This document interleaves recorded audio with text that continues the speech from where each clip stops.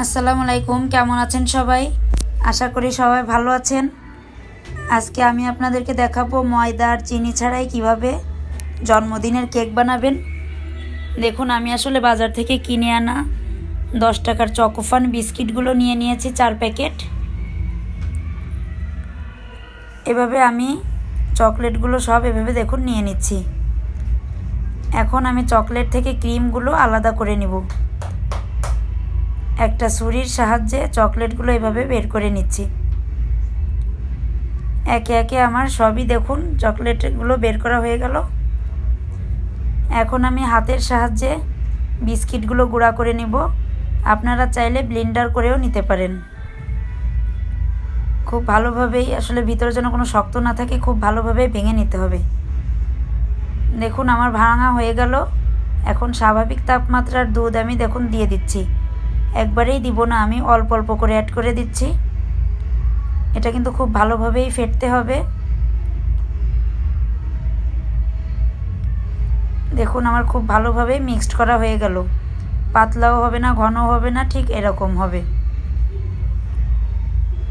এখন আমি এর সাথে 1.5 চামচ বেকিং পাউডার দিয়ে নিচ্ছি। আসলে এটা দিলে অনেকটা সফট হয়। এটা দিয়েও আমি খুব ভালোভাবে মিক্সড করে নিব।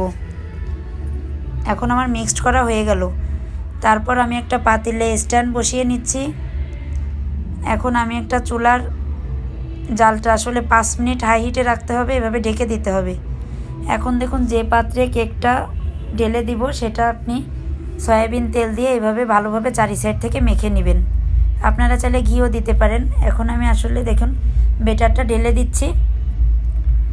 এখন আমি একটু ড্যাব ড্যাব করে নিচ্ছি। চারি সাইড থেকে মেখে গেলে এভাবে আপনি করে নেবেন। আর ছুরির সাহায্যে এভাবে করে নেবেন, তাহলে আপনার ভিতরে কাঁচা থাকবে না। এখন আমি পাত্রটি চুলার উপর বসিয়ে দিলাম। তারপর আমি ঢেকে দেব 40 থেকে 45 মিনিট পর। তারপর দেখব, এটা মিডিয়াম জালে রাখতে হবে। এখন আমি ক্রিমটা দেখুন স্বাভাবিক তাপমাত্রার দুধ দিয়ে ভালোভাবে ফেটে নিব। দেখুন এটা কিভাবে গলে গিয়েছে। তারপর আমি দেখুন ডেইরি মিল্ক কিনে এনেছি। ডেইরি মিল্ক গরম পানির উপর দেখুন একটা পাত্র বসিয়ে নিয়েছি, এর উপর এভাবে ভেঙে ভেঙে দিয়ে দিব। তারপর একটা চামচের সাহায্যে এভাবে নাড়তে থাকবেন। দেখুন খুব ভালোভাবেই গলে গিয়েছে। এখন আমি 40 মিনিট পর আপনাদেরকে দেখাচ্ছি, দেখুন কতটা সফট হয়েছে।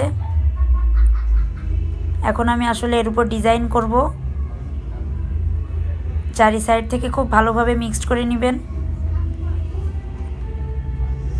তারপর আমি আর একটা লেয়ার দিচ্ছি। আপনারা চাইলে যে কোনো ডিজাইনের করতে পারেন। চারি সাইড থেকে খুব ভালোভাবে এভাবে মিক্সড করে দিতে হবে। এখন আমি দেখুন বাজার থেকে কিনে আনা চকোবিন দিয়ে এটার উপর ডিজাইন করছি। আপনারা যে কোনোভাবেই ডিজাইন করতে পারেন। আমি এভাবেই ছিটিয়ে দিচ্ছি। এখন খাওয়ার পালা। আর কেকটা বানানো কেমন হয়েছে অবশ্যই কমেন্ট করে জানাবেন। আর আমার এই রেসিপিটা ভালো লাগলে অবশ্যই লাইক, কমেন্ট, শেয়ার করে দিবেন। সবাই ভালো থাকবেন। ধন্যবাদ।